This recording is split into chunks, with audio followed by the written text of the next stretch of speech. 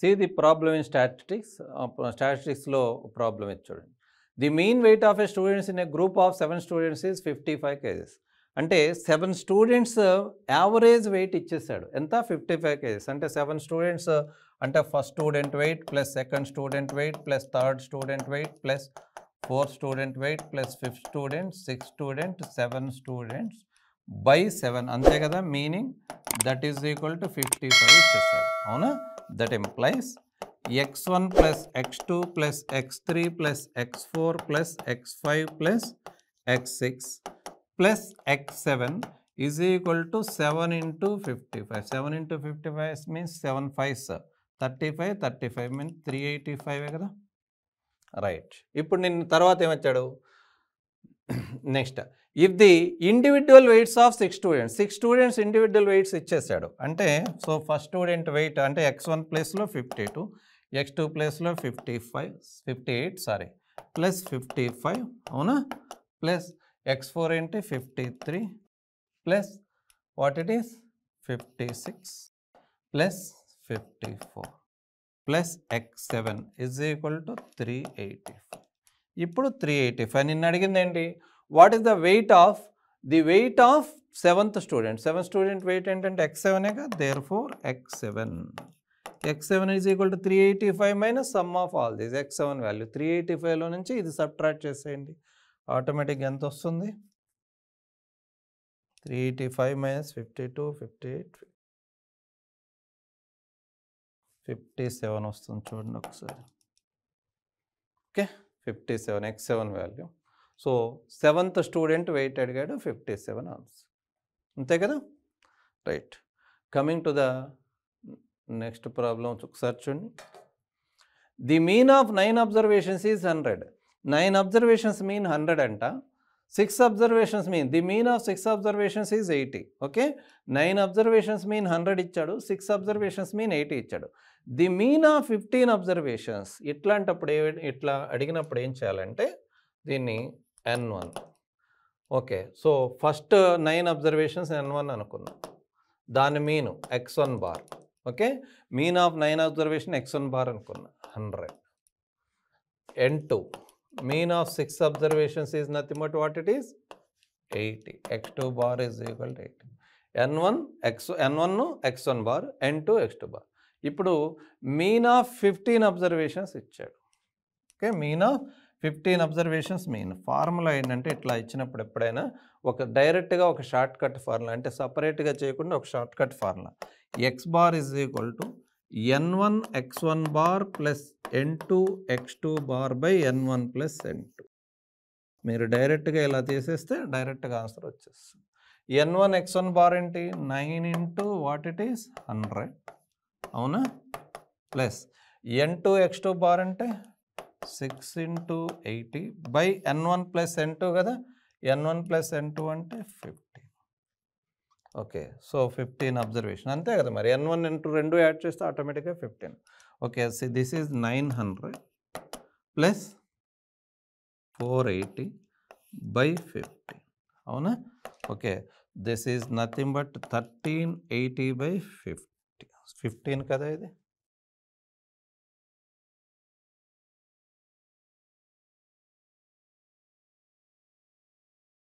Okay, so 5 cancel అవుతుంది కదా, 2 times అంటే 38, 7, 50 అంటే అంతే కదా 38 ఓకే, 7 5s are 35, 6 కదా, మిస్టేక్ రాశాను చూడండి. 5 2 టైమ్స్ క్యాన్సిల్ అవుతుంది, 2 5s 5, 3 టైమ్స్ ఇక్కడ 2 టైమ్స్ అంటే 38 అంటే మళ్ళీ ఓకే 7 5s ఇంకా 30 అంటే 6. ఓకే, మళ్ళీ 3 will cancel in 27 and many times 92 times. 92 ఉందా? Option 1 correct. అంతే కదా. రైట్. ఇట్లా ఎప్పుడు ఇచ్చినా డైరెక్ట్గా ఈ ఫార్ములా అప్లై చేసేస్తే మీకు ఫాస్ట్గా ఆన్సర్ వచ్చేస్తుంది. ఓకేనా.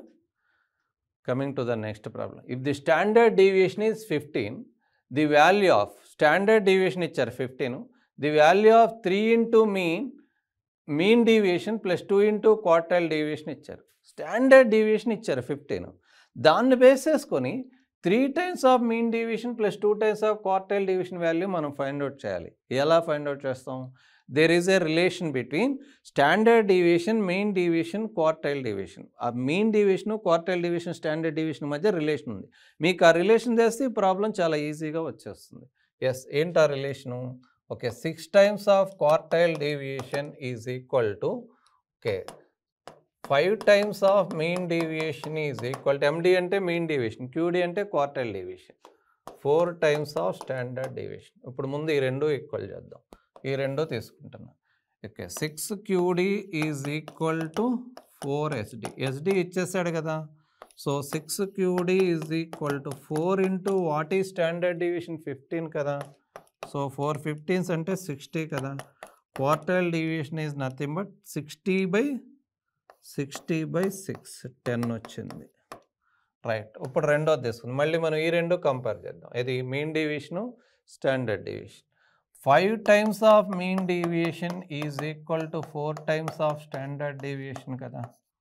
సో 5 MD, నాకు MD కావాలి, mean deviation is equal to 4 into 15, ఇది కూడా అవునా. So what is mean deviation? 4 into 15 60/5 అంటే 12.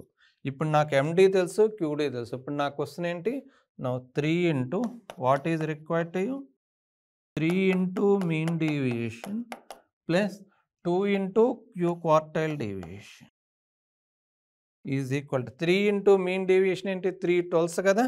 That is 3 into 12 plus 2 times of quartile deviation is nothing but 10. Okay, so 36 plus 20 56. 56 ఉందా? Yes, option correct. ఓకేనా? Okay, coming to the next problem. Which of the following is most unstable average? Which of the following is the most unstable average? Okay, most unstable average in the sense వీటిల్లో ఇప్పుడేం సరే చూడండి, మనకి mean ఏంటి? Sum of all observations by total number of observation. అదే దాన్నే base చేసుకొని group డేటాకి discrete group data, continuous group data, arithmetic mean, geometric mean, harmonic mean ఏం చెప్పినా బేసిక్ డెఫినేషన్ వచ్చేసి sum of all observations by total number of observations. దాన్ని base చేసుకొని remaining definitions అన్నీ ఇస్తాం. అంటే దానికి ఒక సైంటిఫిక్ మెథడాలజీ ఫాలో అవుతున్నాం. మీడియన్కి కూడా క్లియర్గా మీడియన్ ఈజ్ ద ముందు ఆర్డర్ అన్ని, అంటే ఇచ్చిన డేటా పాయింట్స్ అన్ని అసెండింగ్ ఆర్డర్లో కానీ డిసెండింగ్ ఆర్డర్లో రాసుకొని, డిసెండింగ్ ఆర్డర్లో కానీ రాసుకొని ఓకే ఎగ్జాక్ట్ మిడిల్ వాల్యూని మనం పిక్ చేస్తున్నాం. బట్ మోడ్కి మనం అట్లా చెప్పట్లేదు. మోస్ట్ రిపీట్ అంటే ర్యాండమ్గా చెప్పేస్తున్నాం. Most repeated value of the అబ్జర్వేషన్స్లో ఏది ఎక్కువ సార్లు రిపీట్ అయితే దాన్నే మనం మోడగా తీసుకుంటున్నాం. అంటే ఇవన్నీ యావరేజే, different ways to measure the average. But ఇక్కడ మనం ఏంటి, సైంటిఫిక్గా ఏ మెథడ్ ఫాలో కాకుండా ఎక్కువ సార్లు రిపీట్ అయిన దాన్నే మోడ్ అని చెప్పేస్తున్నాం. అంటే compare to mean and median, mode అనేది అన్స్టేబుల్, అంటే అంత స్టేబుల్ వాల్యూని ఇవ్వదు. Okay, so mode is the correct answer అనమాట. అంటే ఈ టైప్ ఆఫ్ క్వశ్చన్ ఎప్పుడైనా అడిగినా కానీ this is the answer. Is it?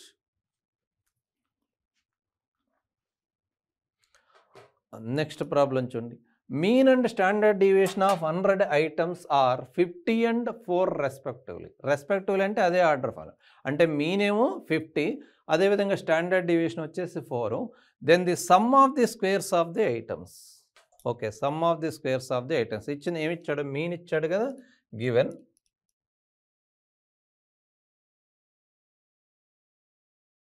Mean mu is equal to, mean mu is equal to ఎంత ఇచ్చాడు? 100. అవునా? ఎస్, మీన్ ఆఫ్ 100 ఐటమ్స్, అవి mean of 100 items. Mean mu is equal to ఎంత? 50. SD standard deviation sigma is nothing but 4. ఇప్పుడు sum of the squares of the items కదా అడిగాడు. అసలు ముందు వేరియన్స్ డెఫినేషన్ మనకి క్లారిటీ వస్తే దీని నుంచి variance sigma square is equal to sigma X square into F of sigma X square into F of X minus, అంతే కదా, minus mean.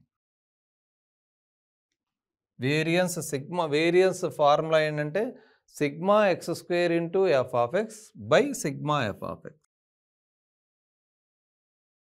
By mu square.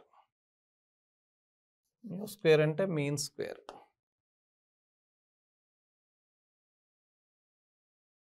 That implies ఇప్పుడు నీకు ఏమిచ్చాడు, sum of the squares of the items, standard deviation ఇచ్చేసాడు. ఇప్పుడు standard deviation sigma is nothing but SD sigma is nothing but root over, దీనికి square root చేస్తే సరిపోతుంది, X square into F of X by sigma F of X minus mu square. నీకేమిచ్చాడు, standard deviation ఇచ్చాడు. Okay, mean and standard deviation of 100 items are 50 and 4 respectively. Standard deviation 4 ఇచ్చాడంటే ఇది 4 is equal to root over sigma X square into F of X, అవునా, by sigma F of X. Sigma F of X అంటే మొత్తం 100 items, అదే 100 direct తీసేసి